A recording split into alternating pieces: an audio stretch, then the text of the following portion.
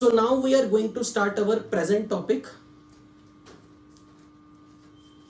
chemical methods to refine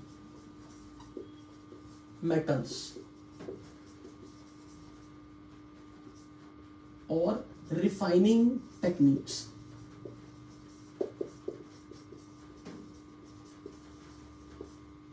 इसमें हम लोगों ने जो टेक्निक्स पढ़नी है इनकी हमने लिस्ट अपने लास्ट लेक्चर में लिख ली थी। क्या क्या लिखा था? ऑक्सीडेटिव रिफाइनिंग,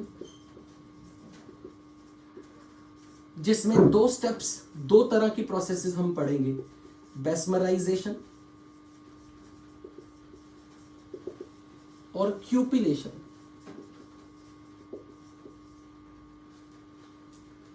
फिर next polling,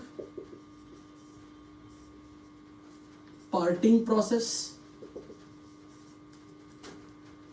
parks process,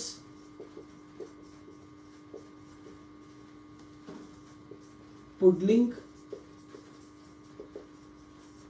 and last में electrolytic refining.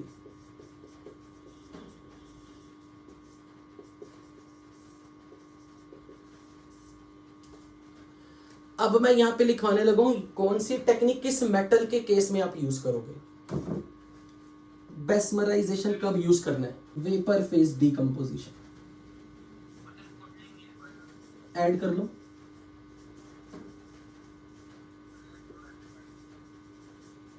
Vapour phase decomposition. Bessemerisation कब यूज करना है? जब आपको पिग आयरन से रॉट आयरन बनवाना है।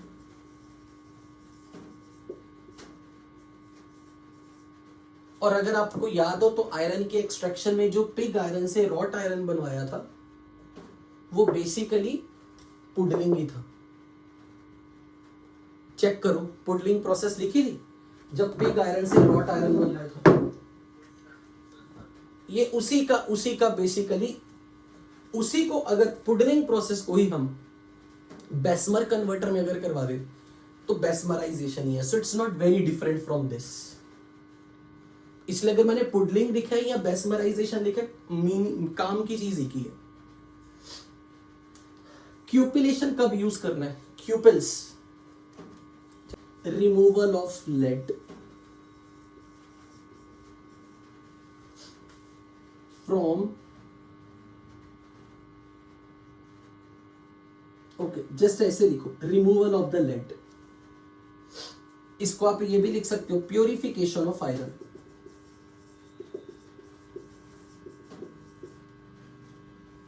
पोलिंग कब यूज करना है? प्यूरिफिकेशन ऑफ टिन और कॉपर। पार्टिंग प्रोसेस कब यूज करना है? Purification of gold.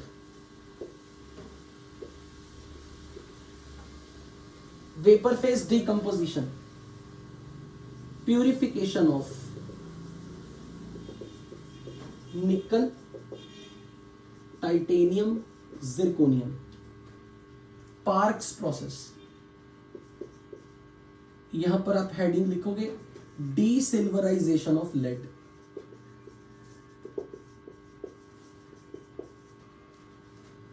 Electrolytic refining, group 1 alkali metals, group 2 alkaline earth metals and aluminium. इन एग्जाम्पल से बाहर आपका क्वेश्चन नहीं आने वाला।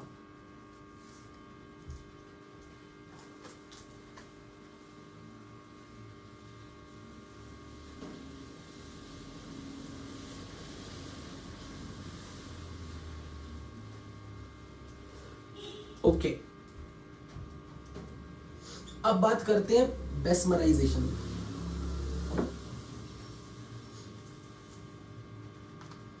ये सारा प्रोसेस हम कर चुके हैं। एक बार आप नोट्स खोलो, पिग आयरन से रॉट आयरन जब बनवाया था तब क्या एक्सप्लेन किया था। पिग आयरन के अंदर जो मेन इंप्योरिटी थी, पिग आयरन जो ब्लास्ट फर्नेस से मिला था वो 92 to 93% आयरन था। और इसमें जो मेन इंप्योरिटी थी 2 to 5% carbon, rest silicon, sulphur, phosphorus, manganese लगभग 1 to 3%, 92 to 97% आयरन। क्योंकि अगर ये 8% की इंप्योरिटी है तो 92% आयरन है, अगर 3% की इंप्योरिटी है तो 97% आयरन है। याद करो, यहां पे एक राइम भी बताई थी। चेक करो, आयरन के एक्सट्रैक्शन खोलो, आयरन के एक्सट्रैक्शन में देखो यहां राइम भी लिखवाई थी कि आयरन में, पिग आयरन में जो ब्लास्ट फर्नेस से मिलता है उसमें कौन कौन सी इंप्योरिटी होती है। चेक करो और मुझे राइम बताओ मैंने क्या लिखवाई थी। मोहन ने काला, काला इज फॉर कार्बन, मोहन ने काला पैंट शर्ट सिलवाया। तो साथ में अगर मुझे इस इंप्योरिटी को, इन सारी इंप्योरिटी को मुझे ऑक्साइड बना के गैस फॉर्म में निकालना है। मैं चाहता हूं कि कार्बन CO2 बन के निकल जाए, सल्फर SO2 बन के निकल जाए, सिलिकॉन SiO2 बन के सेपरेट हो जाए, फास्फोरस P4O10 बन के सेपरेट हो जाए, मैंगनीज MnO बन के सेपरेट हो जाए। सो मेरा मेन प्रिंसिपल क्या है, मैं इंप्योरिटी को उनके ऑक्साइड बना के निकालना चाहता हूं। इसीलिए इस मेथड का नाम है ऑक्सीडेटिव रिफाइनिंग। ऑक्सीडेटिव रिफाइनिंग का मतलब कि आप किसी मेटल को प्योर कर रहे हो, पर जो इंप्योरिटीज बैठी हुई हैं उनको ऑक्साइड बना के आप निकाल रहे हो मिक्सचर में से। So when ever you remove your impurity by making them oxides, and those oxides are automatically getting separated, maybe in form of gas, maybe you are removing those oxide in form of slag। तो उस case में हम बोलते हैं oxidative refining.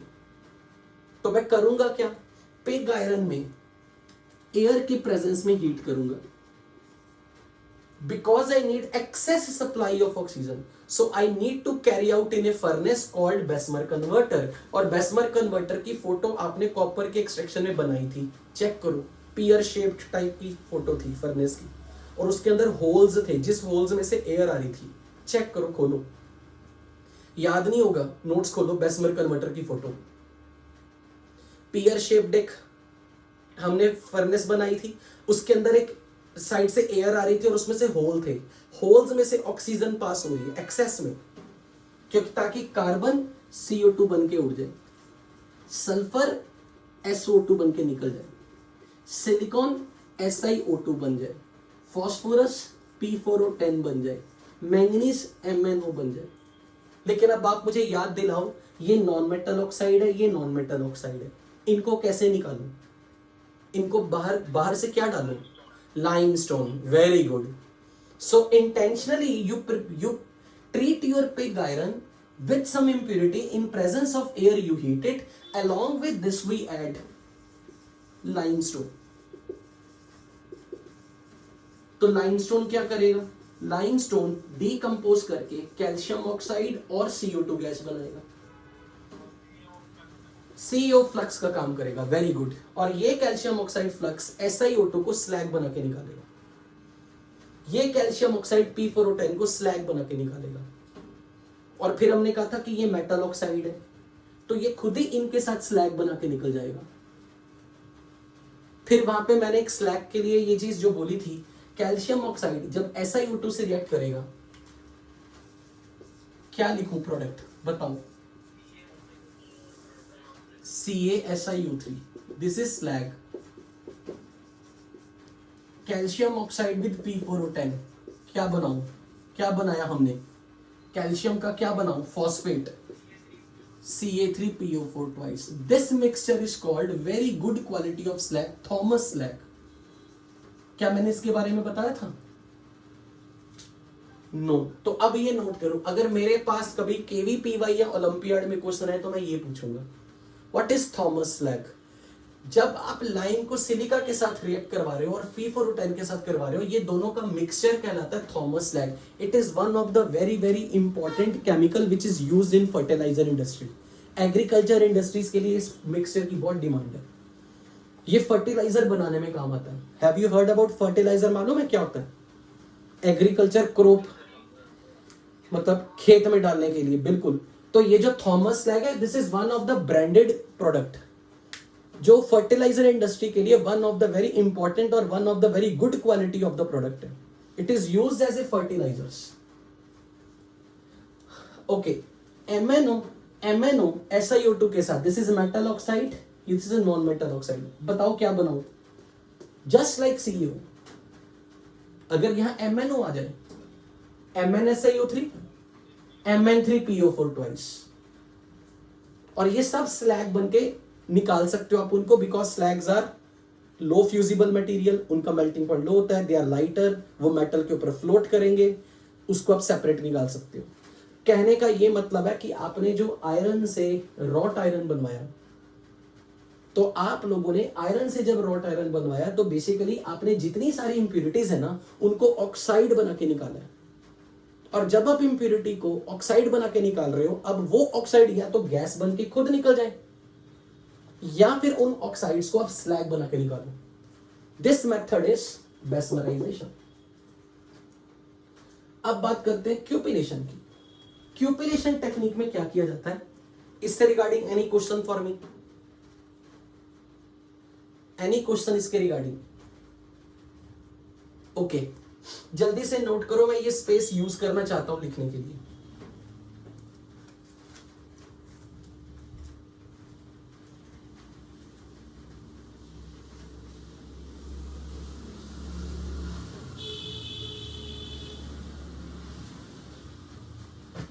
Done? बच्चों कहने erase.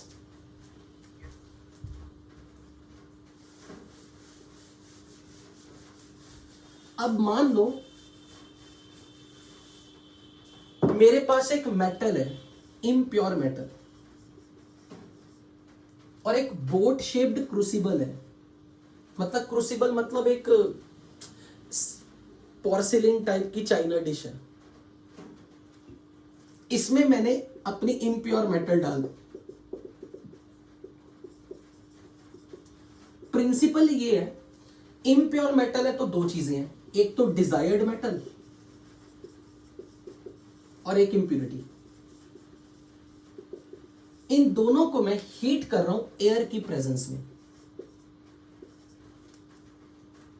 अगर impurity air से रिएक्ट करके ऑक्साइड बना ले और वोलाटाइल ऑक्साइड बना के उड़ जाए, और पीछे मेटल एयर से रिएक्ट ना करे, अगर आपकी मेटल की टेंडेंसी एयर के साथ ऑक्सीडाइज होने की नहीं है, यानी कि metal does not want to react with oxygen, but impurity has more affinity to react with oxygen. लेकिन कंडीशन है कि वो इंप्यूरिटी ऑक्साइड जब बनाए खुद वोलाटाइल वेपर बन के निकल जाए. This is called cupellation. And why we call it as cupellation? It is carried out in a special container which looks like a boat. This is called cupel. Cupel shaped. Cupel means boat shaped crucible. Boat shaped crucible. इस boat shaped crucible में हम impure metal को डाल के अच्छे से heat करेंगे air की एक्सेस सप्लाई में. इससे हमें फायदा क्या होता है? इंप्यूरिटी जो है वो ऑक्सीजन से रिएक्ट करके अपना ऑक्साइड बनाती है और वेपर फेज में बाहर चली जाती है, और मेटल जो है वो ऑक्साइड बनाना नहीं पसंद करे. इसका मतलब आपकी metal is more reactive metal, a less reactive metal, क्योंकि less reactive metal does not want to react with oxide oxygen. For example, अगर ये सिल्वर और लेड का मिक्सचर है, we have a mixture and I want to purify silver, I want to purify silver, I want to remove lead. दोनों में से बता सकते हो which is inert metal? Which is inert metal? Silver. तो silver air से react easily नहीं होगा. क्यों? क्योंकि अभी तो थोड़ी देर पहले मैं आपको क्लास की स्टार्टिंग में बता रहा था, Ag2O तो डीकंपोज होकर सिल्वर बनाना चाहता है. Ag2O तो सिल्वर बनाना चाहता है, यानी कि सिल्वर Ag2O नहीं बनाना चाहता, क्योंकि सिल्वर का reduction potential is high. Silver तो हमेशा रिड्यूस होना चाहता है, जीरो फॉर्म में आना चाहता है. तो ये ऑक्सीडाइज नहीं होना चाहेगा, पर ये ऑक्सीडाइज हो जाएगा क्योंकि इसका रिडक्शन पोटेंशियल नेगेटिव है. तो हम इस प्रिंसिपल को, इस कमजोरी को इसका यूज कर रहे हैं कि एक रिएक्टिव मेटल एक non reactive metal. Reactive metal has tendency to oxidise. तो हम सिल्वर और लेड के इम्प्योर मिक्सचर को एयर की प्रेजेंस में हीट करेंगे, लेड का ऑक्साइड बनेगा और ये वोलाटाइल है, और पीछे सिल्वर बचा रह जाएगा, सिल्वर प्योर फॉर्म में मिल जाएगा।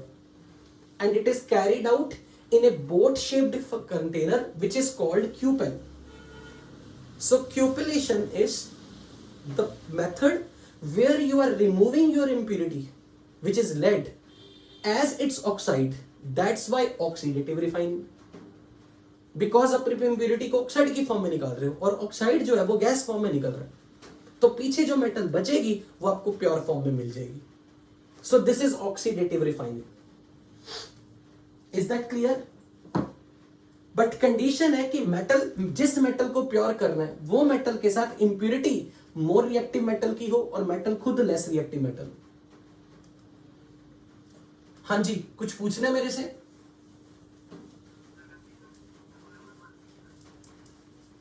मैंने ये कहा कि अगर हमारे पास कभी भी कोई दो मेटल का मिक्सचर है, एक मेटल मोर रिएक्टिव मेटल है और एक लेस रिएक्टिव मेटल है, तो अगर मैं इस मिक्सचर को एयर की प्रेजेंस में, ऑक्सीजन की प्रेजेंस में हीट करूंगा तो मोर रिएक्टिव मेटल ऑक्सीजन से रिएक्ट करना चाहेगी, जो मेटल लेस रिएक्टिव है, जो इलेक्ट्रोकेमिकल सीरीज में हाइड्रोजन से नीचे है, जिसका रिडक्शन पोटेंशियल पॉजिटिव है, it will not like to react with oxygen. तो लेड जब ऑक्सीजन से रिएक्ट करेगा तो लेड ऑक्साइड बनाएगा, लेकिन फॉर्चुनेटली लेड ऑक्साइड आप जिस भी टेम्परेचर पे हीट कर रहे हो ये गैस बन के, वेपर बन के निकल जाएगा, तो हमारे पास प्योर सिल्वर बचा रह जाएगा, क्योंकि ये मेरा डिजायर्ड प्रोडक्ट था, ये मेरी इंप्यूरिटी थी। So we are removing impurity in form of oxide. So when you remove impurity in form of oxide we call it as oxidative refining, and this is carried out in a boat shaped crucible and that boat shaped crucible is called cupel। इसलिए इस method का नाम है क्यूपेलेशन, क्यूपिलेशन। Is that clear बच्चों? अब चलते हैं polling. नाम से यहां पर क्लियर हो, पोल, पोल खोल नहीं, पोल, पोल इज एक्चुअली लकड़ी का टुकड़ा, पोल। ये मेथड कब यूज करना है? आप ये कैसे याद रखोगे कि टिन और कॉपर के एक्सट्रैक्शन में पोलिंग यूज करनी है? यदि किसी मेटल में इंप्यूरिटी इसी मेटल का ऑक्साइड हो, फॉर एग्जांपल टिन में इंप्यूरिटी है टिन स्टोन की, कॉपर में इंप्यूरिटी है कॉपर ऑक्साइड की, जब मेटल के अंदर अपना ही ऑक्साइड इंप्यूरिटी बन के बैठा हो, उस केस में हम पोलिंग मेथड यूज करते हैं। Polling method is used when metal has impurity of its own oxide. तो अगर कभी भी मेरे पास टिन ऑक्साइड के साथ मिक्सचर के फॉर्म में बैठा है, साथ में कुछ और भी इंप्यूरिटी है पर मेन इंप्यूरिटी हमारी है, so when metal and metal oxide both are present in the mixture and you want metal, you don't want this, so this is my undesired material, so this is impurity. So when impurity in the metal is of its own oxide, then we use Pauling method. इसमें क्या किया जाता है ये देखो,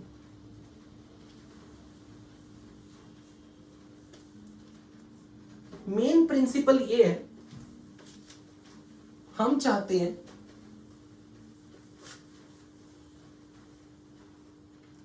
कि किसी तरह टिन ऑक्साइड टिन में कन्वर्ट हो जाए, कॉपर ऑक्साइड कॉपर में कन्वर्ट हो जाए। तो जरा सोच के देखो, टिन का ऑक्सीडेशन नंबर यहां कितना और यहां कितना है, कॉपर का ऑक्सीडेशन नंबर यहां कितना और यहां कितना है, कितना है ऑक्सीडेशन नंबर? +4 और यहां 0, यहां कॉपर का +2 और यहां 0। तो बेसिकली अगर हम किसी तरीके से इंप्यूरिटी को रिड्यूस करवा दें, यही हमारी मेटल चाहिए हमें, तो हम चाहते हैं कि हम अपनी इंप्यूरिटी का रिडक्शन करा दें। उसके लिए क्या टेक्निक ली जाएगी? किसी तरह यहां पर कोई रिड्यूसिंग एजेंट मिल जाए जो इसे रिड्यूस कर दे। और क्योंकि ये हमारा लास्ट स्टेप है एक्सट्रैक्शन का, तब तक बहुत खर्चा हो चुका है। तब तक आप smelting, roasting, calcination, blast furnace, blah blah blah, coke वगैरह सब यूज कर चुके हो। इसलिए फिफ्थ स्टेप तक आते आते जब आपके पास काफी अच्छी खासी मात्रा में मेटल प्योर है और थोड़ी बहुत इंप्योरिटी है, ऑलमोस्ट ये 95-96% प्योर है, और आप इसे 99% प्योर बनाना चाहते हो, तो हम कोई भी महंगा मेथड कभी यूज नहीं करेंगे, क्योंकि हमारी इंप्योरिटी का कंटेंट फोर्थ स्टेप तक आते आते काफी कम हो चुका होता है। इसलिए कोई नहीं चाहेगा कि आप यहां पे हैवी कोक जैसे एक्सपेंसिव रिड्यूसिंग एजेंट्स यूज करो, जिसके लिए बहुत हाई टेम्परेचर लेना पड़े। वी वांट कि मतलब नॉर्मल डेली लाइफ के नॉर्मल प्रोडक्ट लेके हमारी मेटल ऑक्साइड मेटल में रिड्यूस हो जाए। क्यों? क्योंकि तब जब तक आप इस स्टेप तक पहुंचते हो रिफाइनिंग वाले मेथड तक, तब तक आप 4 स्टेप कर चुके थे। ओर की धुलाई, कंसंट्रेशन ऑफ ओर, लीचिंग वगैरह वगैरह, स्मेल्टिंग, रोस्टिंग, मेटल ऑक्साइड बना चुके थे, ओर को मेटल ऑक्साइड बना चुके थे, मेटल ऑक्साइड से रिड्यूसिंग एजेंट से मेटल बना चुके थे। तो आपका मेजर फ्रैक्शन ऑफ इंप्योरिटी निकल चुका है। Now you have impurity in the less quantity, so we don't want to use any expensive method. इसलिए क्या टेक्निक यूज की कि किसी तरह यहां पर कोई रिड्यूसिंग एजेंट यूज कर लो और कोई सस्ता सा लो, और सबसे सस्ता चीप रिड्यूसिंग एजेंट है लकड़ी के टुकड़े, बांस का टुकड़ा। क्योंकि बांस के टुकड़े को ग्रीन बैम्बू स्टिक्स जो होती हैं, मतलब मैं क्या बोलूं, ग्रीन पोल वुड, लकड़ी के टुकड़े लेकिन जिनकी हरी हरी छाल हो, उनको अगर मैं जला दूं, गर्म कर दूं, उनको जला दूं, तो basically pole of green wood and impure ore is heated in this poling method. What is in the pole of green wood? इसमें क्या खास बात है? लकड़ी के बड़े टुकड़े लेके अच्छे से आपने अपने इम्प्योर मिक्सचर को बॉयल करना है, गर्म करना है, और लकड़ी के टुकड़े से उस पूरे मोल्टन मिक्सचर को हिलाई जाना है, इसके मोल्टन मिक्सचर को। जब लकड़ी का टुकड़ा जलता है, ये जलने पर, ये बर्न करने पर बनाएगा हाइड्रोकार्बन गैसेस, इसके कंबशन से। और उस हाइड्रोकार्बन गैसेस में मेन कंपोनेंट है methane, which is a very good reducing agent. अगर मैं पोल ऑफ ग्रीन वुड को इम्प्योर ओर के साथ, इम्प्योर मेटल के साथ, ओर नहीं, क्योंकि अब मेरे लिए ये काफी ज्यादा, ये कम है, तो मैं इम्प्योर मेटल को जब मैं ग्रीन वुड के साथ अच्छे से बॉईल करूंगा, जलाऊंगा एयर की प्रेजेंस में, इसका कंबशन होगा। इसके कंबशन से हाइड्रोकार्बन गैसेस बनती हैं। उन हाइड्रोकार्बन गैसेस में one of the main ingredient is methane gas, which is a very good reducing agent.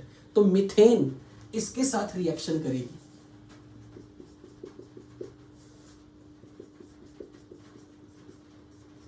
तो ये सारे का सारा ऑक्सीजन कार्बन को भी ऑक्सीडाइज करेगा, हाइड्रोजन को भी ऑक्सीडाइज करेगा, ये बनाएगा CO2 गैस, ये वाटर वेपर्स बना देगा, और टिन आपको मिल जाएगा प्योर फॉर्म में।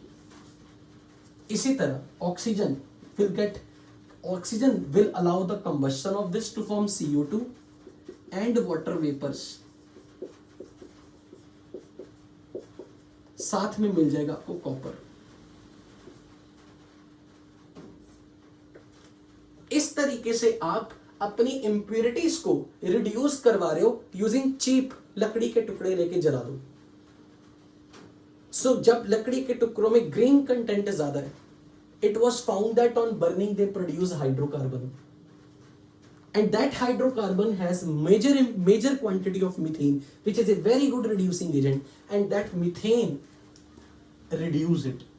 और जब मीथेन इसे रिड्यूस कर रहा है, तो मीथेन की खुद की क्या होगी, ऑक्सीडेशन।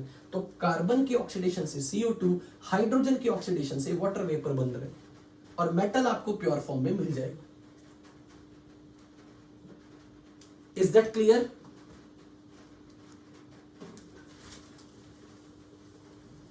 पार्टिंग में मैं लास्ट में आऊंगा, पार्टिंग और पार्क प्रोसेस में लास्ट में आऊंगा। पहले आ रहा हूं वेपर फेज डीकंपोजिशन में।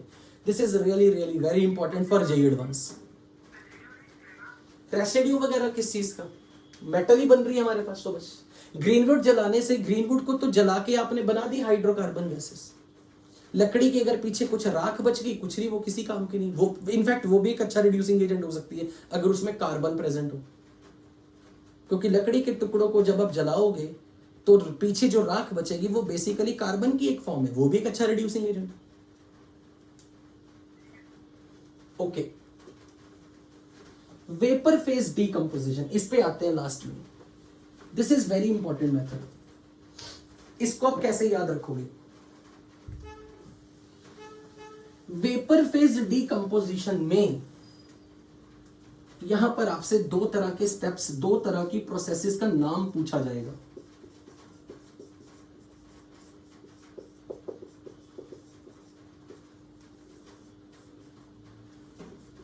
मॉन्ड्स प्रोसेस, वैन आर्कल प्रोसेस।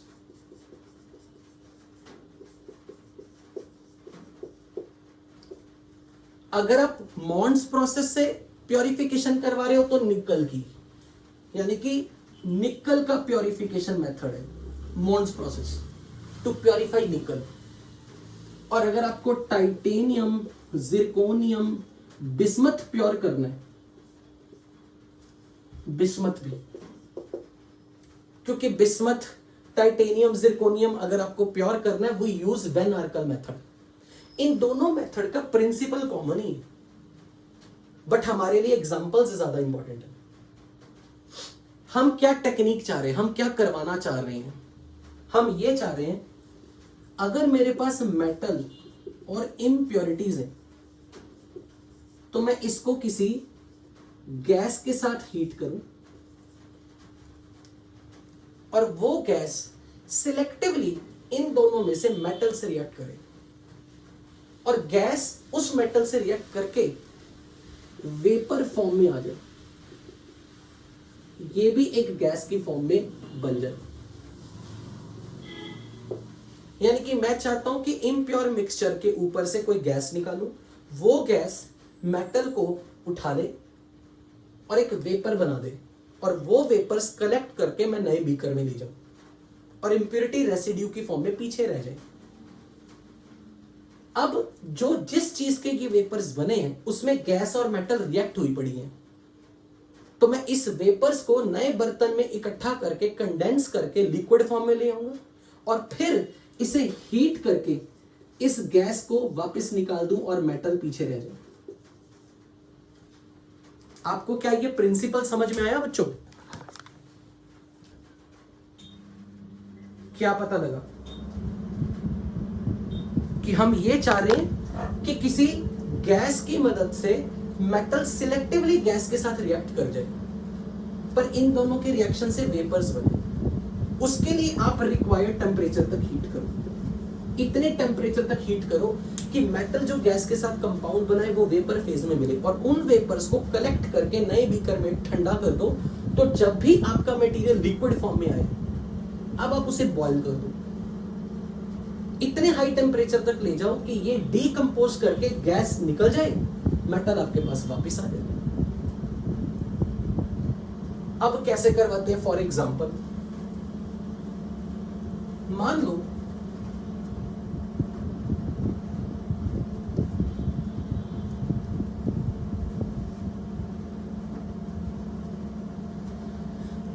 लो मैं बात कर रहा हूं निकल की, निकल के साथ कुछ इंप्योरिटीज हैं।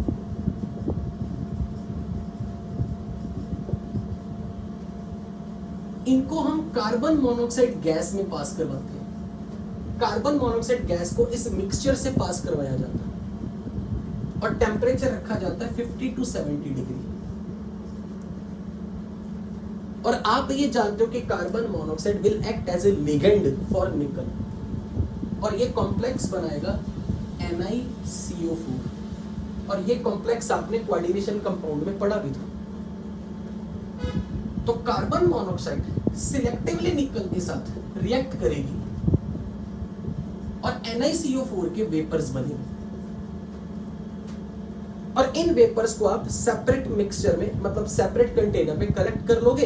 पीछे इंप्योरिटी रह गई जो कार्बन मोनोऑक्साइड से रिएक्ट करके वेपर फेज में नहीं है। अब आपने इन वेपर्स को नए कंटेनर में रखा और फिर से हीट किया, और जब हमने इसे हीट किया लगभग 110 टू 150 डिग्री सेल्सियस तक, ये टेम्परेचर वैल्यूज नहीं याद रखना है, मैं सिर्फ आपको बताने के लिए बता रहा हूं। ये फिर से डिकम्पोज करेगा, निकल आपको अलग मिलेगा, कार्बन मोनोऑक्साइड गैस बन के निकल जाएगी। तो आपको निकल जो है वो सेपरेट कंटेनर में वापस मिल चुका, और इंप्योरिटी पिछले ही कंटेनर में रह गई थी। तो आपने क्या किया, निकल को एक कंपाउंड बना के निकाला, लेकिन ये वेपर फेज में आया। वेपर फेज में आने के बाद अब इससे वापस निकल लेना है, जस्ट हीट इट, इतना हीट करो कि ये कंपाउंड डीकंपोज कर ले, तो आपको वापस से निकल मिल जाएगा और कार्बन मोनोऑक्साइड गैस की फॉर्म में निकल जाएगी। सेम टेक्निक मैं इनके लिए यूज करूंगा। अगर मेरे पास टाइटेनियम है या जिरकोनियम है या बिस्मथ है, इनको आयोडीन के मिक्सचर से, आयोडीन वेपर्स में पास करवाया जाता है, पर इस वक्त ये मेरे पास प्योर फॉर्म में नहीं है, दीज आर इम्प्योर। जो भी इनके अंदर इंप्योरिटी है वो आयोडीन के साथ रिएक्ट नहीं कर रही, सिर्फ मेटल रिएक्ट कर रही है, और मेटल बना रही है प्रोडक्ट टाइटेनियम टेट्रायोडाइड, जिरकोनियम टेट्रायोडाइड और बिस्मथ आयोडाइड। अब आपको ये कैसे पता लगेगा कि ये TiI4 ZrI4 ही बनाना है? तो आपको पता होना चाहिए कि टाइटेनियम जिरकोनियम पीरियोडिक टेबल में कौन से ग्रुप में बिलोंग करते हैं। Can you know, do you know that? Titanium zirconium एक ही ग्रुप के मेंबर है, पर टाइटेनियम पीरियोडिक टेबल में किस ग्रुप में है? 4th ग्रुप में, इसीलिए इसका ऑक्सीडेशन नंबर भी 4 रखना है। आयोडीन का -1, टाइटेनियम का +4, फॉर्मूला बना दो TiI4, maximum oxidation state. Zirconium, titanium both belong to group number 4 in the periodic table. That's why we are making their compound in their highest oxidation state +4. Bismuth किस family को belong करता है बताओ जरा? Group number 15 का highest oxidation state क्या है? Group number 15, unit places 5 is the highest. पर आपको पता है पी ब्लॉक में जब आप ऊपर से नीचे आते हो तो इनर्ट पेयर इफेक्ट लगेगा बिस्मथ पे, तो वो अपना 2 ऑक्सीडेशन नंबर घटा देगा। तो बिस्मथ का हाईएस्ट ऑक्सीडेशन स्टेट पॉसिबल 5 है, बट बिस्मथ 3 स्टेट में ही रहेगा क्योंकि इनर्ट पेयर इफेक्ट लग रहा है बिस्मथ पे। इसीलिए मैंने बिस्मथ के कंपाउंड में उसका ऑक्सीडेशन नंबर +3 लिखवाया। लेकिन ये जो भी मटेरियल आप बनवा रहे हो ये गैस फेज में बन रहा है, ताकि इसके वेपर्स इस फॉर्म में बने, इसके वेपर्स इस फॉर्म में बने, इसके वेपर्स इस फॉर्म में बने, और इन वेपर्स को आप अलग बीकर में ला रहे हो और इंप्योरिटी पीछे रहेगी। अब मैं इसे इतने हाई टेम्परेचर पे हीट करूंगा कि ये डीकंपोज करके टाइटेनियम और आयोडीन गैस बन के निकल जाए। इसे हीट करूंगा, जिरकोनियम आयोडीन के साथ गैस बन के निकल जाए। इसे हीट करूंगा, बिस्मथ आयोडीन के साथ गैस बन के निकल जाए। अब यहां पर अगर मैं एक एज ए फॉर्मेलिटी के लिए टेम्परेचर मेंशन करूं, ये जो टेम्परेचर है ये लगभग 50 टू 250 डिग्री है, और ये टेम्परेचर लगभग काफी हाई है 1400 degree. No one is going to ask you about these temperatures, but अब मैं एग्जैक्टली बताऊंगा क्वेश्चन किस फॉर्म में, क्वेश्चन कैसा पूछा जाता है। सिंपल ऐसे क्वेश्चन पहले तो ये पूछा जाएगा, कौन कौन सी मेटल वैन आर्कल मेथड से प्योरीफाई होंगी, कौन सी मेटल मॉन्ड्स प्रोसेस से निकलेगी, मतलब मॉन्ड्स प्रोसेस से प्योरीफाई होगी। हाँ, हम जो भी वेपर्स डाल रहे हैं सिर्फ मेटल से रिएक्ट कर रही है, इंप्योरिटी से रिएक्ट नहीं कर रही। इसलिए हमने, अगर कोई पूछे ना इन्हीं को क्यों चुना, क्योंकि they react with the metal, they don't react, they are not reacting with impurity. और खासकर ऐसा प्रोडक्ट बने जो कि गैस फेज में बने, जिसको एक सर्टेन टेम्परेचर पे डीकंपोज करके फिर से गैस निकल जाए। यानी कि जब गैस की जरूरत थी डाल लिया, जब गैस को बाय बाय बोली थी बाय बाय बोली थी, मेटल प्योर फॉर्म में मिलती।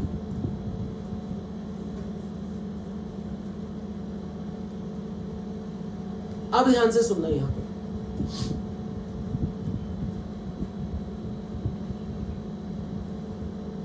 अब यहाँ पर आप ऐसे राइम की फॉर्म में ये कैसे याद रखोगे? पहला क्वेश्चन तो यही होगा, वेपर फेज डीकंपोजिशन कौन कौन सी मेटल को प्योरीफाई करने में यूज होता है? तो आप बोलोगे निकल, जिरकोनियम, टाइटेनियम, बिस्मथ। अगर किसी ने पूछा निकल को कौन से मेथड से प्योरीफाई करोगे, आप बोलोगे मॉन्स प्रोसेस। टाइटेनियम को किस मेथड से प्योरीफाई करोगे? Van Arkel process. This is van Arkel process.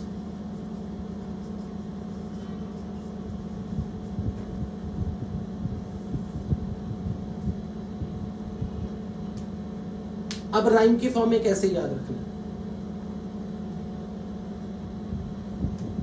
देखो इधर वी, ये वैन दिख रहा है, वैन, तो ऐसे ही याद रखना, van, V for van, automobile, van.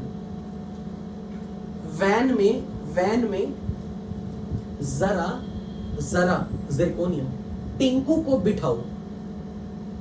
Van में जरा टिंकू को बिठाओ। सो ऐसे राइम याद रखनी है, वैन में जरा टिंकू को बिठाओ। बिठाओ का बी बिस्मथ, टिंकू का टीआई टाइटेनियम, जरा जिरकोनियम। अब आ रहे हैं ना? अब मॉन्स प्रोसेस से निकल प्योरीफाई होगा। मॉन्स प्रोसेस से निकल को प्योरीफाई होगा। अब देखो इसमें मैंने राइम क्या बनाई है, मैं किसी को ऑर्डर दे रहा हूं कि तू चुपचाप निकल जा, तो हिंदी में चुपचाप को क्या बोलते हैं? मौन होके बैठो, मौन हो जा। तो मौन होके निकल, चुप होके निकल, मतलब घटिया ट्रिक्स है, पर किसी ना किसी नालायक बच्चे को जो केमिस्ट्री हेटर, उसके लिए शायद वरदान बन जाए। मौन होके निकल, चुपचाप निकल। तो Mond process is purification of nickel. Van से जरा टिंकू को बिठाओ, तो titanium, zirconium, bismuth is purified by van Arkel method.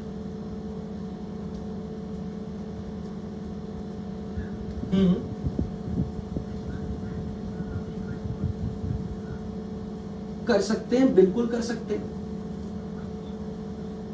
आपको पता होना चाहिए, ऐसा कोई ये डिपेंड करता है कि आपकी कितनी प्योरिफिकेशन, मतलब कितनी प्योरिटी आई है। ये मेथड कुछ ज्यादा इफेक्टिव है। हाई ग्रेड प्योरिटी मेरे को इस मेथड से मिल जाएगी। कुछ सी केस में हम लोग देखो, ये इस चीज पे भी डिपेंड करता है, क्या पता आपकी इम्प्योरिटी का मेल्टिंग पॉइंट बहुत ही ज्यादा हो, फिर हम लिक्वेशन मेथड से ही कर लेंगे। ये डिपेंड करता है कि आपकी इम्प्योरिटी भी कैसी है साथ में। क्या इम्प्योरिटी आयोडीन से रिएक्ट तो नहीं कर रही? क्या इम्प्योरिटी का मेल्टिंग पॉइंट हाई है? अगर इम्प्योरिटी का मेल्टिंग पॉइंट हाई है तो फिर मैं उसको यूज कर लूंगा वहां पे लिक्वेशन मेथड में। तो ये डिपेंड करता है कि आप इम्प्योरिटी भी कैसी रख रहे हो।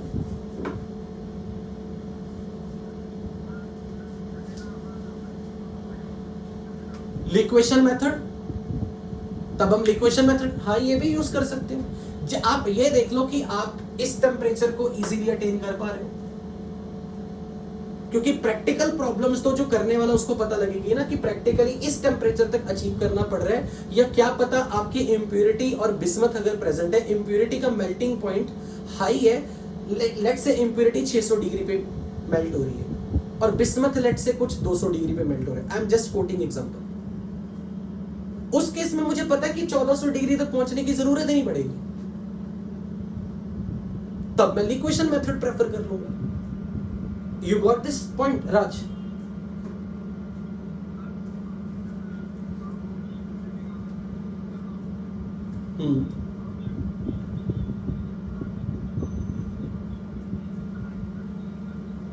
ठीक है।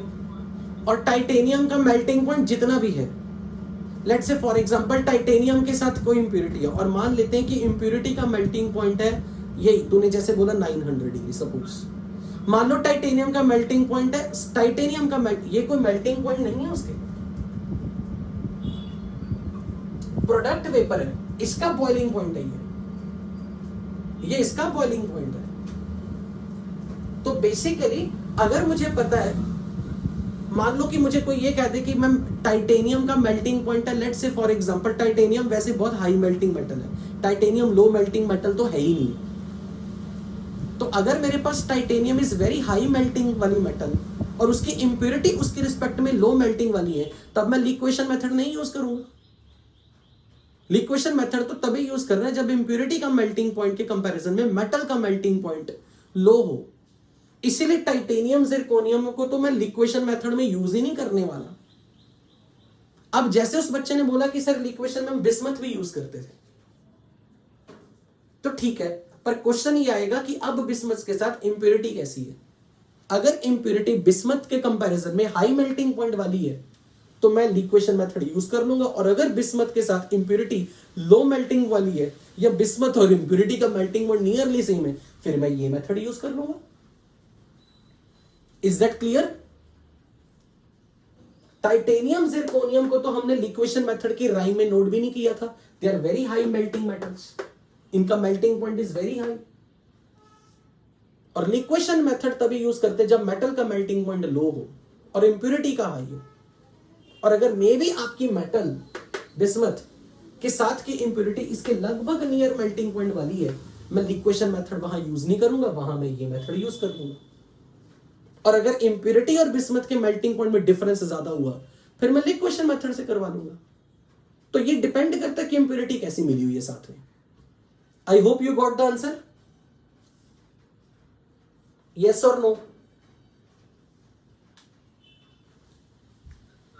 ओके, आई एम ऑडिबल ना? आवाज तो आ रही है ना सबको?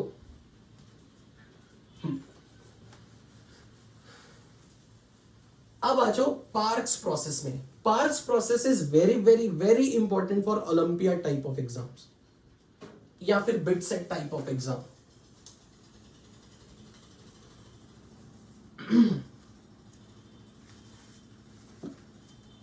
पार्क्स प्रोसेस में ये नाम याद रखना है, डी सिल्वराइजेशन ऑफ लेड। मैंने यहां लिखवाया था डी सिल्वराइजेशन ऑफ लेड। कई बार इसी नाम से पूछा जाता है। डी सिल्वराइजेशन ऑफ लेड इज आगे name of the process, Parkes process.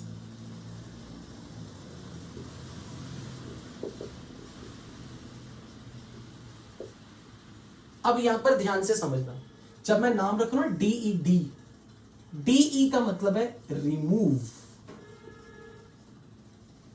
सिल्वराइजेशन of lead मतलब सिल्वर में और लेड में हमें सिल्वर हटाना है, लेड में से सिल्वर हटाना, to remove silver from the lead. अब इसमें क्या है, सपोज करो आपके पास एक मोल्टन मिक्सचर है जिसमें लेड भी है और सिल्वर भी है, both are present in sufficient significant comparable quantity. अब इसमें हम 1% सिल्वर जिंक डालते हैं एडिशनली। मतलब मैंने जिंक इतना डाला कि इस पूरे मिक्सचर की जितनी क्वांटिटी है उसका 1% क्वांटिटी जिंक है, और जिंक डेलिबरेटली ऐड किया जा रहा है। क्यों? क्योंकि सिल्वर जिंक में डिसॉल्व हो जाता है इजीली, लेकिन लेड जिंक में डिसॉल्व नहीं होता। तो हम क्या करते हैं, 1% जिंक इसमें डाल के मोल्टन फॉर्म में से अच्छे से काढ़ते हैं, लिक्विड फॉर्म में मोल्टन में आप लिक्विड हीट करते हो, तो इसके अंदर जितना सिल्वर है ना वो सारे का सारा जिंक में डिसॉल्व हो जाता है। और यहां पर आपको कुछ देर के बाद, जैसे पानी के अंदर ऑयल डाल दो तो एक लेयर बन जाती है, ऊपर एक अलग लिक्विड, नीचे एक अलग liquid. Lead is dense metal, तो नीचे वाली लेयर में लेड मिलता है और ऊपर वाली लेयर में सिल्वर डिसॉल्व होके मिलेगा जिंक के साथ, और नीचे वाली लेयर में लेड मिलेगा।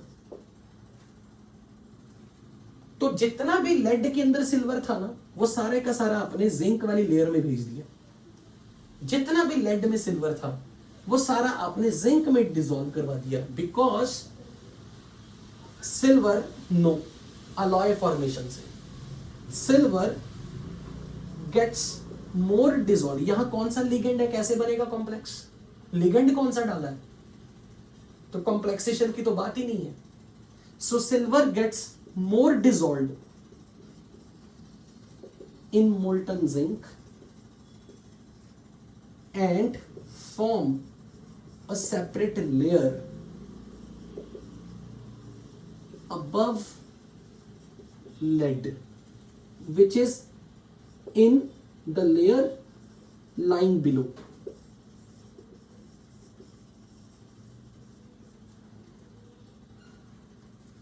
तो बेसिकली मैंने लेड में से सिल्वर किसी तरह हटाया,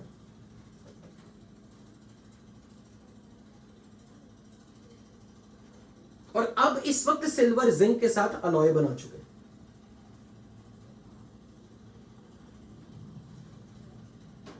अब क्या किया जा रहा है, अगर मैं इस ऊपर वाली इस मिक्सचर को ठंडा होने दो, ठंडा होने के बाद जैसे ऊपर वाली लेयर बन जाए उसको अलग से निकाल दो, तो आपके पास आपने दोनों लेयर में से अपर लेयर को डिकेंट कर लिया, नितार लिया, आपने दो फ्रैक्शन बना लिए। You have zinc plus silver, you have led. अगर आप सोचो कि ये लेड बहुत प्योर है, टेक्निकली तो बहुत प्योर है, इसमें सिर्फ ऑलमोस्ट 0.004% इंप्योरिटी सिल्वर की है, काफी अच्छी प्योरिटी लेवल है। कितने परसेंट प्योर बोलोगे आप इसे, अगर इसमें 0.004% सिल्वर की इंप्योरिटी हो? इनफैक्ट नहीं, ये देखो 0.0004%, मतलब कितना प्योर हो गया, 99.9996%। It's sufficiently pure. अब अगर कोई ये कह दे काफी अच्छी खासी मात्रा में ये प्योरीफाई हो चुका, ओके, नाउ अब होता ये है थोड़ा बहुत लेड इस लेयर में भी आएगा, कुछ ना कुछ लेड इसके अंदर आ जरूर जाता है, बहुत कम मात्रा में। अब मान लो ये 3 का मिक्सचर है, मुझे प्योर करना है, तो मुझे जल्दी से पिछली क्लास की कोई आइडियल टेक्निक बताओ कि मैं जिंक को सेपरेट कर दूं। सोच के बताओ, पिछली क्लास में फिजिकल मेथड में 5 मेथड बढ़ते हैं। Distillation, because zinc is a low boiling metal, तो मैं अब इसको पहले डिस्टिल करूंगा ताकि जिंक बॉइल कर जाए, और पीछे क्या बच जाएगा रेसिड्यू में, सिल्वर एंड लेड। अब ये बताओ इसमें इंप्योरिटी किसको बोलूं, सिल्वर को या लेड को? लेड को। क्यों? क्योंकि लेड थोड़ी मात्रा में है, बहुत माइनर क्वांटिटी में, ये माइनर क्वांटिटी में। अब मुझे ये बताओ, आज की क्लास में आपने कहीं सिल्वर और लेड में किसी तरह लेड निकल जाए? वेरी गुड, क्यूपिलेशन करवा दो अब इसकी,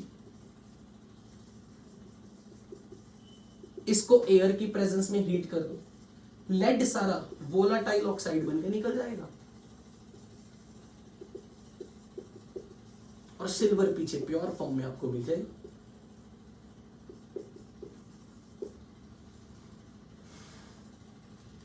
लेड ऑलमोस्ट काफी सारी प्योरिटी में है, इसकी इतनी चिंता नहीं, लेकिन ये जो ऊपर की लेयर है इसमें अगर थोड़ा बहुत लेड आ भी गया तो उसको क्यूपिलेशन से सेपरेट कर लेना।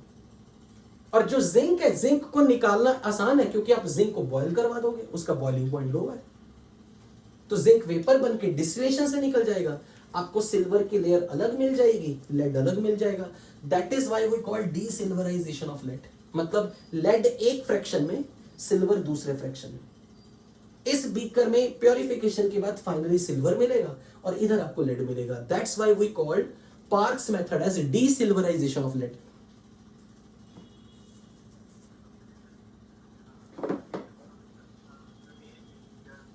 बिल्कुल बिल्कुल वही हो रहा है, बिल्कुल वही हो रहा है। क्या इसमें एक्चुअली यहां पर क्या था, ये दोनों सिग्निफिकेंट क्वांटिटी में है। आप ये नहीं कह सकते कौन इंप्योरिटी है। प्रॉब्लम ये कि लेड की क्वांटिटी बहुत ज्यादा है।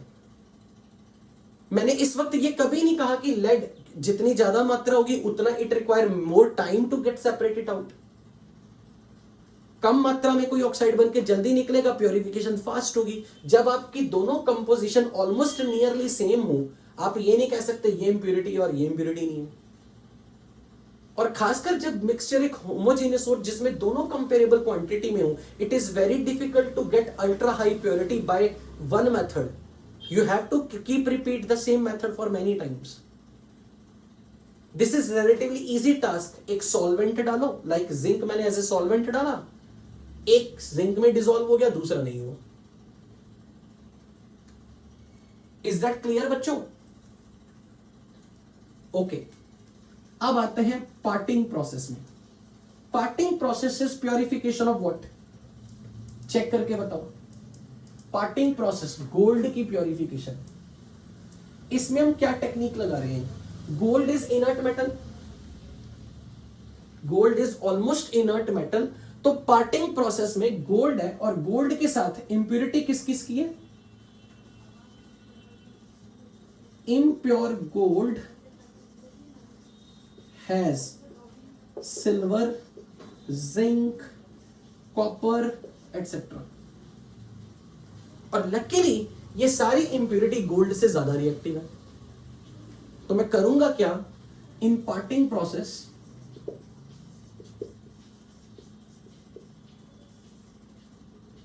हम इसको डिसॉल्व कर देंगे किसी कंसंट्रेटेड एसिड में। May be concentrated nitric acid ले लो, कंसंट्रेटेड सल्फ्यूरिक एसिड ले सकते हो आप। जिंक और कॉपर ऑक्सीडाइज हो जाएगा पर गोल्ड ऑक्सीडाइज नहीं होगा।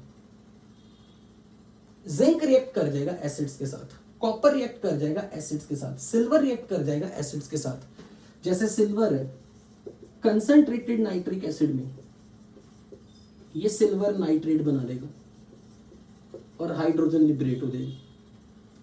हालांकि ये रिएक्शन बहुत मुश्किल है क्योंकि सिल्वर का रिडक्शन करवाना, रिडक्शन पोटेंशियल इस अलॉय नहीं करेगा, पर nitric acid is very good oxidizing agent. ये सिल्वर को ऑक्सीडाइज करके करता है। Concentrated acids are oxidizing agent, dilute acids are not oxidizing agent. ये लाइन में फिर से 3 बार रिपीट करूंगा क्योंकि ये बहुत काम में आएगी आने वाले पी ब्लॉक में।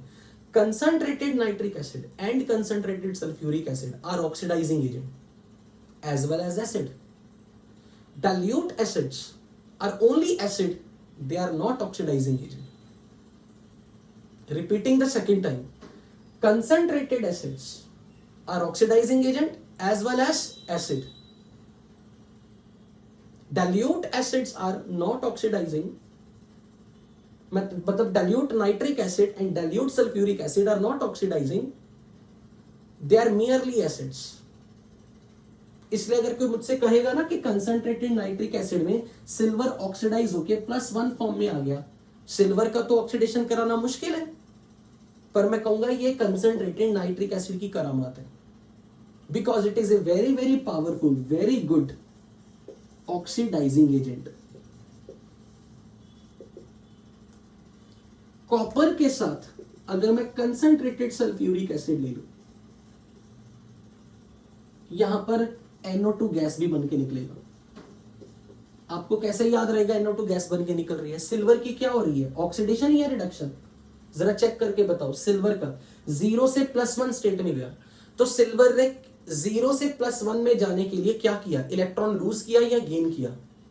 0 से +1 एक इलेक्ट्रॉन लूज किया एक एटम में। तो यहां नाइट्रोजन का ऑक्सीडेशन नंबर बताओ। HNO3 में नाइट्रोजन का ऑक्सीडेशन नंबर, नाइट्रोजन का ऑक्सीडेशन नंबर +5। अगर ये एक इलेक्ट्रॉन लूज कर रहा है तो अब ये एक इलेक्ट्रॉन गेन करेगा। बोलो, अगर इसने एक इलेक्ट्रॉन लूज किया, इसकी ऑक्सीडेशन हुई, तो इसने एक इलेक्ट्रॉन गेन किया नाइट्रोजन के एक एटम में। नाइट्रोजन के एक एटम पे +5 चार्ज है और जब वो एक इलेक्ट्रॉन गेन करेगा तो उस पर कितना चार्ज फाइनली हो जाएगा? +4। चेक करो नाइट्रोजन का ऑक्सीडेशन नंबर। तो आप ये नहीं कह सकते कि इसमें रटना हो गया, ये लॉजिकली चल रहा है। नाइट्रोजन का जो भी ऑक्साइड बनेगा वो +4 स्टेट में बनेगा, बाकी water side reaction, side product. तो सिल्वर डिसॉल्व कर गया, it is soluble, so impurity dissolve कर गई। अगर यही कॉपर के साथ रिएक्शन करवा रहा हूं तो कॉपर सल्फेट बना, SO2 गैस बनी और वाटर। मुझे ये बताओ कॉपर का ऑक्सीडेशन नंबर यहां कितना है? +2। तो 0 से +2 में कॉपर ने की क्या हुई है? Oxidation reduction. तो कॉपर के एक एटम ने कितने इलेक्ट्रॉन लूज किए? 2। कॉपर की ऑक्सीडेशन हुई 0 से +2 स्टेट में, तो कॉपर के एक एटम ने 2 इलेक्ट्रॉन लूज किए। तो जब सल्फ्यूरिक एसिड के एक मॉलिक्यूल ने 2 इलेक्ट्रॉन गेन किए, यहां सल्फर का ऑक्सीडेशन नंबर चेक करो कितना? +6, और वो 2 इलेक्ट्रॉन गेन कर रहे हैं, तो फाइनली उसका चार्ज +4 हो गया। चेक करो सल्फर का ऑक्सीडेशन नंबर। इसलिए आप ये नहीं कहोगे इनऑर्गेनिक में रटना पड़ता है, फिजिकल लगा दो तो बहुत चीजें इजी हो जाएंगी। इसलिए जब भी कभी ये ऑक्सीडाइजिंग एजेंट का काम करेगा, जब भी कभी, तो प्रोडक्ट में NO2 बनेगी। जब भी कभी ये ऑक्सीडाइजिंग एजेंट का काम करेगा, एक प्रोडक्ट में SO2 बनेगी। और ये आने वाले क्वालिटेटिव एनालिसिस के इंपॉर्टेंट क्वेश्चन है। कंसंट्रेटेड नाइट्रिक एसिड के साथ किसी का भी रिएक्शन का हो, प्रोडक्ट में NO2 gas, reddish brown colour. अब याद होना चाहिए, अब आप बड़े हो गए हो, अब आप अपने 12th के सिलेबस को खत्म करो, now you are like matured. तो आपको पता होना चाहिए कि NO2 has reddish brown colour. ये याद होने चाहिए अब चीजें, basic knowledge. SO2 has burning smell, suffocating smell. इसकी स्मेल जो होती है वो गला दबाने, गला घोटती है जैसे। So burning sulphur like smell भी कहते हैं, burning sulphur like smell. It has reddish brown colour. तो काम की चीज मेटलर्जी में, इंप्यूरिटी डिसॉल्व कर गई, इंप्यूरिटी डिसॉल्व कर गई। जिंक वैसे ही रेडी ऑक्सीडाइज होने को, तो जिंक अगर बैठे तो ये तो बना देगा zinc sulphate and hydrogen is released. क्योंकि zinc is ready to get oxidise, तो हाइड्रोजन H+ की रिडक्शन भी हो रही है और जिंक की ऑक्सीडेशन। सिल्वर H+ को रिड्यूस नहीं कर सकता, क्योंकि सिल्वर इलेक्ट्रोकेमिकल सीरीज में हाइड्रोजन से नीचे था, तो सिल्वर H+ को रिड्यूस नहीं कर सकता। कॉपर हाइड्रोजन से नीचे था, वो हाइड्रोजन को +1 स्टेट से 0 में H2 गैस नहीं बना सकता। ये सब इलेक्ट्रोकेमिकल सीरीज में पढ़ चुके हो कि copper cannot displace hydrogen, silver cannot displace hydrogen, क्योंकि सिल्वर की पोजीशन, कॉपर की पोजीशन हाइड्रोजन से नीचे है। तो सिल्वर HNO3 से रिएक्ट कर जाए तो हाइड्रोजन को डिस्प्लेस कर दे H2 गैस में, नॉट पॉसिबल। जिंक की पोजीशन हाइड्रोजन से इलेक्ट्रोकेमिकल सीरीज में ऊपर है, जिंक हाइड्रोजन को डिस्प्लेस कर देगा तो H2 गैस बनकर निकलेगी। पर कहने का मतलब क्या है कि भाई आपने इंप्यूरिटी डिसॉल्व करा दी, गोल्ड इनर्ट है, ये डिसॉल्व नहीं हुआ, गोल्ड प्योर हो गया। इंप्यूरिटी सॉल्यूशन में रह गई, गोल्ड गोल्ड की फॉर्म में, सॉलिड फॉर्म में हो गया। So basically here in the parting process, impurities are dissolved using concentrated acids,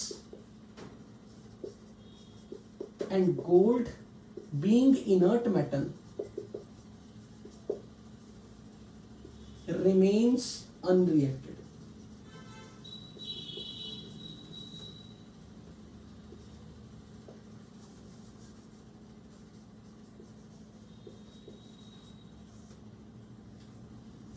बच्चों ये चीज समझ लगी या नहीं?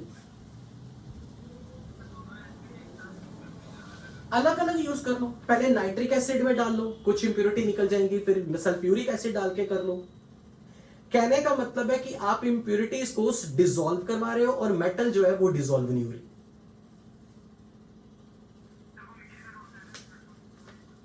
किसका मिक्सचर? अच्छा HNO3 का, जिसको तू याद कर रहा है, एक्वारजिया, एक्वारजिया वो HNO3 और HCl का है, वो HNO3 और HCl का है, that is called royal water.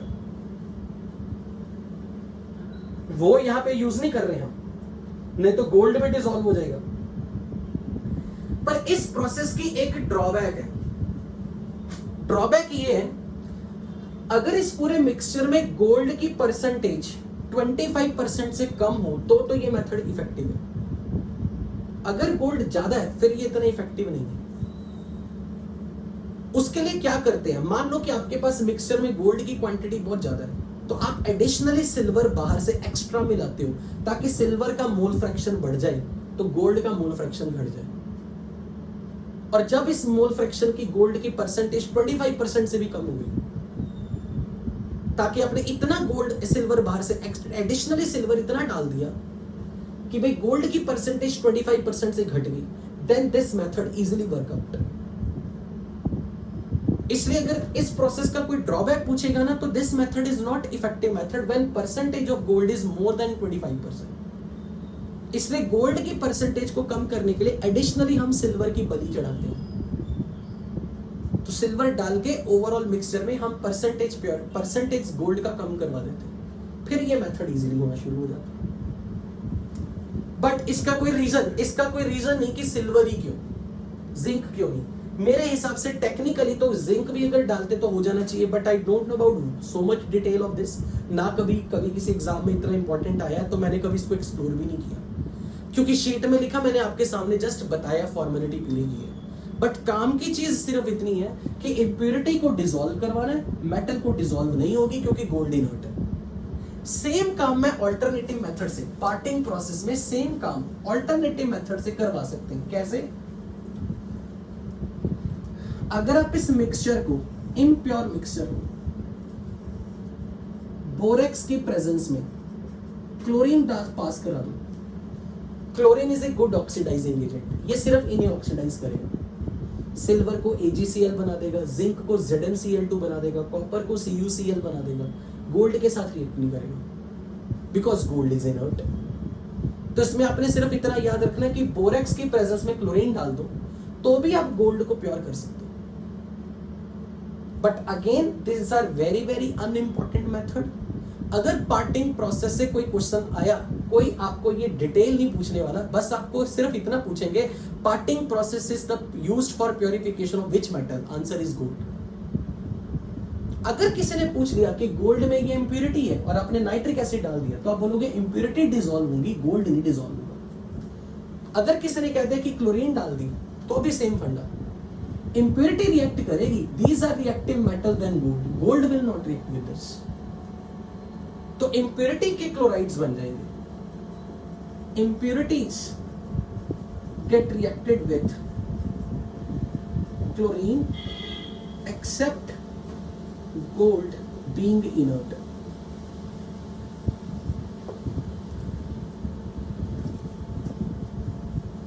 हालांकि मुझे क्यूरियोसिटी है, मैंने कभी एक्सप्लोर नहीं किया कि इस मेथड में मैं जानना चाहूंगा कि बोरेक्स का यूज क्या है बेसिकली।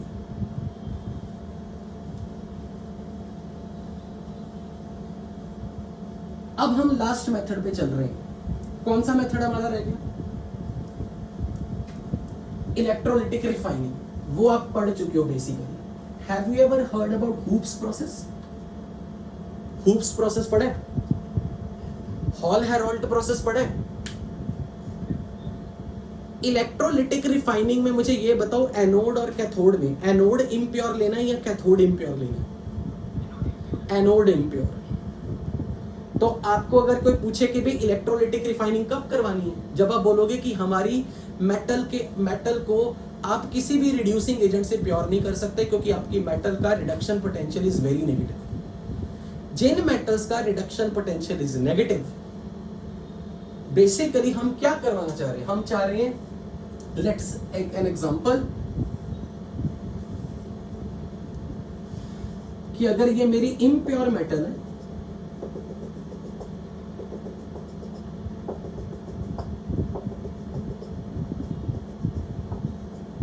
सपोज ये मेरे पास इम्प्योर मेटल है ए, मतलब इसमें A plus B plus C है और A आपकी डिजायर्ड मेटल है, डिजायर्ड मेटल, और साथ में इसके ये इंप्योरिटी है। पर प्रॉपर्टी ये है, इन इंप्योरिटीज का ऑक्सीडेशन पोटेंशियल हाई है, और जिस मेटल को प्योर करना है उसका रिडक्शन पोटेंशियल हाई है। तो हमारा टारगेट ये होगा, इधर प्योर मेटल ले लो, प्योर है, और इधर आपने इम्प्योर ए लिया, और इलेक्ट्रोलाइट कोई भी है जो कि ए का कोई सॉल्युबल सॉल्ट है।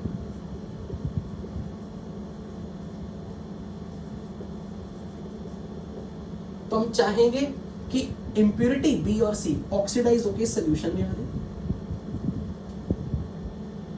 तो ए पीछे रह जाएगा रॉड पे, that I call it as anode mud. ये मेरे लिए एनोड है, ये मेरे लिए एनोड है, impure metal, cathode is pure metal.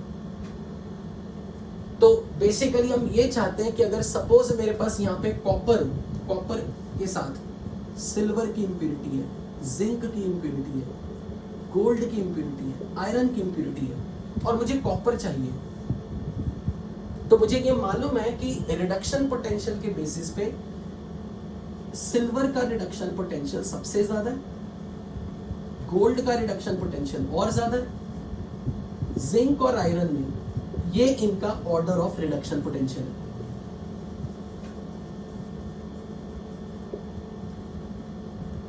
और क्योंकि इनका रिडक्शन पोटेंशियल पॉजिटिव है, इट्स वेरी इनर्ट मेटल, तो ये सब ऑक्सीडाइज हो जाएंगे। अगर मैंने यहाँ पर कॉपर का कोई सॉल्ट ले लिया, कॉपर सल्फेट का सॉल्युबल सॉल्यूशन, मतलब सॉल्युबल सॉल्ट ऑफ कॉपर ले लिया, कॉपर सल्फेट, तो कॉपर जो है कॉपर पॉजिटिव बन के नीचे आएगा, जिंक 2 पॉजिटिव बन के नीचे आएगा, आयरन Fe2+ बन के नीचे आएगा। क्योंकि इनका ऑक्सीडेशन पोटेंशियल हाई है, तो इनकी टेंडेंसी टू ऑक्सीडाइज ज्यादा होगी, और पीछे रॉड पे मुझे सिल्वर और गोल्ड बैठे मिल जाएंगे। और अगर ये डिसॉल्व हो गया, गल गई ये रॉड, तो यहाँ पर मुझे एनोड मड में सिल्वर और गोल्ड मिलेंगे, because they will not get oxidized because of being inert, because of their reduction potential is too high, they don't get oxidized। अब जब कॉपर 2+ नीचे सोल्यूशन में आ चुका है, क्योंकि इसका रिडक्शन पोटेंशियल जिंक और आयरन दोनों से ज्यादा है, तो ये कैथोड पे रिड्यूस होगा ओनली, तो कॉपर 2+ की रिडक्शन होगी एट कैथोड, और इम्प्योर कॉपर की ऑक्सीडेशन होने पर copper 2+ will come in the solution. इस तरह से मैं जो चीज बाकी की इंप्योरिटीज है उनको सॉल्यूशन में रहने दूंगा, गोल्ड एनोड मड में से सिल्वर और गोल्ड निकाल दूंगा, और कॉपर 2+ जो रॉड पे इकट्ठा होगा, यहां से प्योर कॉपर आप सेपरेट कर दोगे। This is electrolytic refining. तो इलेक्ट्रोलिटिक रिफाइनिंग यूजुअली हम तब प्रेफर करते हैं जब हमारी मेटल का ऑक्साइड का, अगर कहीं पे भी मेटल ऑक्साइड से आपको मेटल लेना है, और खासकर इस मेटल के ऑक्साइड में जो भी मेटल है उसको रिड्यूस होना बिल्कुल नहीं पसंद, यानी कि जिस मेटल का the metal whose SRP is very negative, they don't want to get reduced to metal form, इनके केस में हम इलेक्ट्रोलिटिक मेथड प्रेफर करते हैं। फॉर एग्जाम्पल, अगर कोई मुझे यह कह दे कि मेरे पास मैग्नीशियम क्लोराइड है, पर मैग्नीशियम क्लोराइड मैंने मोल्टन लिया, एक्वस ने लिया, इंटेंशनली एक्वस ने लिया, अब अगर मैंने impure magnesium versus pure magnesium लगा दिया, और यहां मैग्नीशियम क्लोराइड मोल्टन फॉर्म में है, या मैं यूं कह लूं मैंने इनर्ट इलेक्ट्रोड ले लिए, ग्रेफाइट रॉड्स,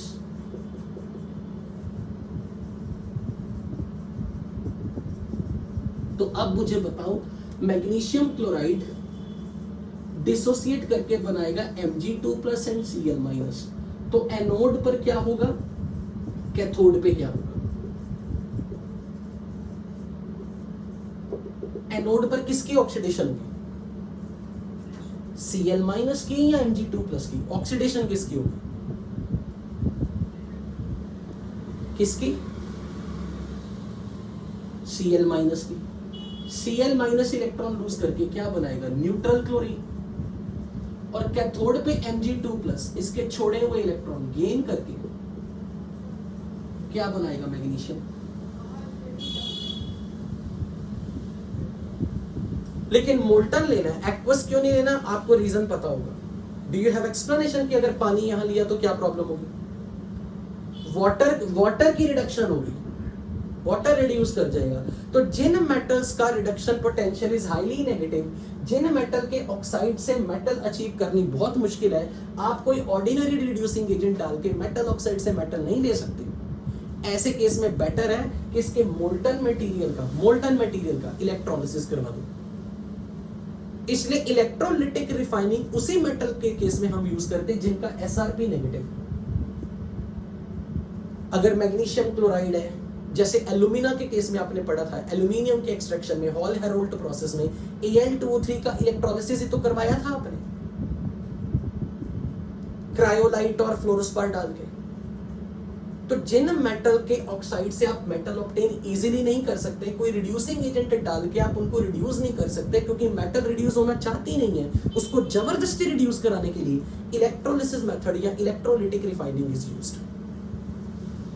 और अगर आपके मेटल को रिड्यूस होना पसंद है तो फिर इम्प्योर मेटल को एनोड लो, प्योर मेटल को कैथोड लो। फिर आपके सामने कॉपर के एग्जांपल बेस्ट है। इज दैट क्लियर बच्चों। इलेक्ट्रोलिटिक रिफाइनिंग कौन सा पॉइंट, जिन मेटल्स की रिडक्शन पोटेंशियल हाई है उसके केस में तो ये मेथड और भी इफेक्टिवली हो गया, क्योंकि कॉपर ऑक्सीडाइज हो गया और साथ के साथ इकलौता रिड्यूस हो जाएगा, इंप्योरिटी रिड्यूस नहीं हो रही।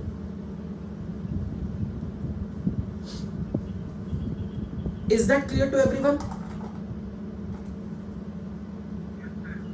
अब लास्ट में मैं पुडलिंग प्रोसेस पे एक बार आपको पेज खुलवा रहा हूं। पेज खोलो जब आपने पिग आयरन में से क्या डाल के इंप्यूरिटीज को ऑक्सीडाइज करवा दिया था, चेक करके देखो हमने पुडलिंग प्रोसेस कहां यूज की थी।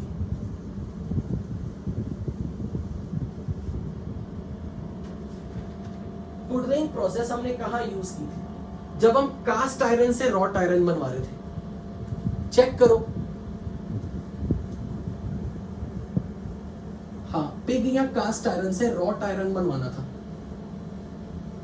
जो भी आयरन आपको ब्लास्ट फर्नेस से मिला था, चेक करके बताओ पुडलिंग प्रोसेस में मैंने आपको इंटेंशनली क्या बोला था कि हम एक ऐसी फर्नेस लेंगे जिसकी लाइनिंग किसकी हुई हो। नो, पुडलिंग प्रोसेस अभी किसी स्टूडेंट ने सही बोला, Fe2O3 हेमेटाइट Fe2O3 की। तो बेसिकली पुडलिंग प्रोसेस में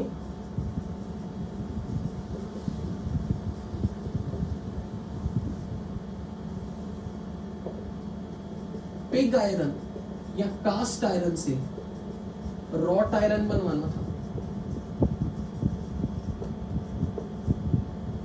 और इसके लिए हमने एडिशनली इसे पिग आयरन या कास्ट आयरन में जो भी इंप्यूरिटी है 2 to 5% कार्बन की impurity, 1 to 3% silicon, sulphur, phosphorus, manganese की इंप्यूरिटी। तो हमने कहा था कि पिग आयरन के अंदर ये जो सारी इंप्यूरिटीज है इनको एक ऐसी फर्नेस में हीट करो जिस फर्नेस की लाइनिंग Fe2O3 की हो। So this iron, pig iron और cast iron is heated in a furnace lined with Fe2O3, क्योंकि Fe2O3 act as oxidising agent. ये कोक को किस में कन्वर्ट कर देगा, कोक रिड्यूस करेगा इसे तो कार्बन मोनोऑक्साइड या कार्बन डाइऑक्साइड बन के निकल जाएगी, आयरन मिल जाएगा। तो आपने कोक, इसमें से कोक को गैस बना के निकाल दी, और आयरन में जब कार्बन की इंप्यूरिटी हट गई तो आयरन का परसेंटेज बढ़ना शुरू हो गया। सल्फर, बताओ सल्फर किस फॉर्म में निकालना, SO2 गैस बन के। बैलेंसिंग आप कर लेना, मैं अज्यूमिंग की बैलेंसिंग आती है। सिलिका SiO2 बना, phosphorus P4O10, manganese MnO। तो मुझे ये बताओ पुडलिंग प्रोसेस में Fe2O3 कार्बन को अगर CO में कन्वर्ट कर रहा है या CO2 में कन्वर्ट कर रहा है, इसकी क्या हो रही है, ऑक्सीडेशन या रिडक्शन? ऑक्सीडेशन। सल्फर को चेक करो, सल्फर SO2 बन के निकला, इसकी क्या हुई, ऑक्सीडेशन। सिलिकॉन की क्या हुई, ऑक्सीडेशन। फास्फोरस की क्या हुई, ऑक्सीडेशन। मैंगनीज की क्या हुई, oxidation. So this is playing the role of which agent, oxidizing agent. तो आपको क्वेश्चन यही पूछा जाएगा, पुडलिंग प्रोसेस में क्या करवाया जाता है? आप बोलोगे कास्ट आयरन या पिग आयरन से रॉट आयरन बनाते हैं। उसमें क्या किया जा रहा है, इंप्योरिटी को ऑक्साइड बना के निकाला जा रहा है। जब इंप्योरिटी खत्म हो जाएगी तो आयरन की परसेंटेज ऑटोमेटिकली बढ़ जाएगी। लेकिन आपने किसको ऑक्सीडाइजिंग एजेंट यूज किया, Fe2O3 को। ये क्वेश्चन बन सकता है इसको कि पुडलिंग प्रोसेस में विच फर्नेस की लाइनिंग किससे की जाती है, Fe2O3 से, क्योंकि Fe2O3 ऑक्सीडाइजिंग एजेंट है। इज दैट क्लियर बच्चों? So the impurities in the pig iron or cast iron are removed as oxides by using Fe2O3 as oxidizing agent.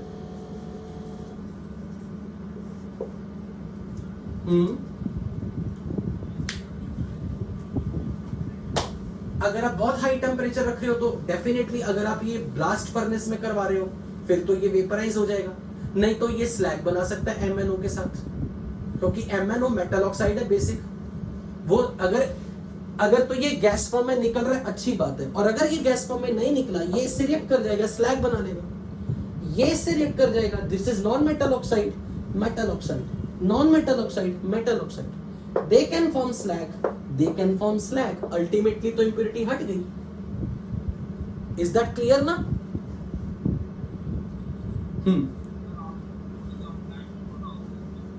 अरे ये पुडलिंग प्रोसेस यूज कर रहे हैं हम, वो अलग है, वो बेस्मराइजेशन में किया था।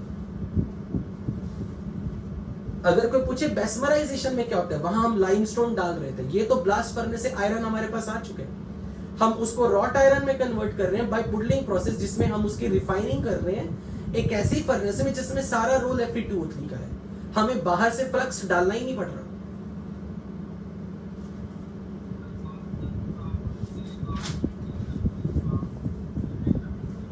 तो वो स्लैग बन जाएगा, आयरन के ऊपर फ्लोट करेगा, जरूरत ही नहीं पड़ेगी लाइम की। डाल सकते हो अगर आप चाहो। वो डिपेंड करता है कि क्या आपकी इंप्योरिटी इतनी ज्यादा है कि आपको लाइम डालने की जरूरत पड़ रही है। क्या पता आपका जो MnO है ये कम मात्रा में है सपोज, और ये ज्यादा मात्रा में है, तो ये अगर कम मात्रा में बना और ये ज्यादा मात्रा में है तो ये पूरा खत्म हो गया स्लैग बना के, पर अभी भी इसका कुछ अमाउंट बचा है। उस केस में आप लाइम डाल दोगे, अपनी कॉमन सेंस यूज करनी, मोल कंसेप्ट वाली। Okay, so with this I am going to end of the today's class. Chapter खत्म हो चुके हैं। Metallurgy is one of the chapter जो काफी हद तक 12th के सिलेबस में लॉजिकल है। अब आने वाले टाइम में जितनी इनऑर्गेनिक का पढ़ने वाले हो वो लॉजिकल कम लगेगी, इंफॉर्मेटिव ज्यादा लगेगी। इसलिए उन चैप्टर्स के लिए मैं कम से कम लिखाऊंगा, क्योंकि उसमें लिखवाने वाला कम है, बताने वाला ज्यादा है। तो मोस्टली उसमें मैं इतनी डिटेल में ये सब नहीं लिखवाऊंगा। मेटलर्जी जितनी डिटेल में आपने बोर्ड पे लिखी, उसमें चीजें याद रखने वाली ज्यादा होंगी। तो मैं प्रेफर करूंगा कि जो भी आप पढ़ रहे हो ना क्लास में, उसको एज ए फाइनल नोट्स की रिवीजन जब आपने करनी है तो शीट की थ्योरी जरूर पढ़नी है क्वालिटेटिव एनालिसिस में, चाहे P ब्लॉक हो चाहे D ब्लॉक हो। आने वाले अब आपके 3 चैप्टर है इनऑर्गेनिक के, बस सिलेबस खत्म हो जाएगा।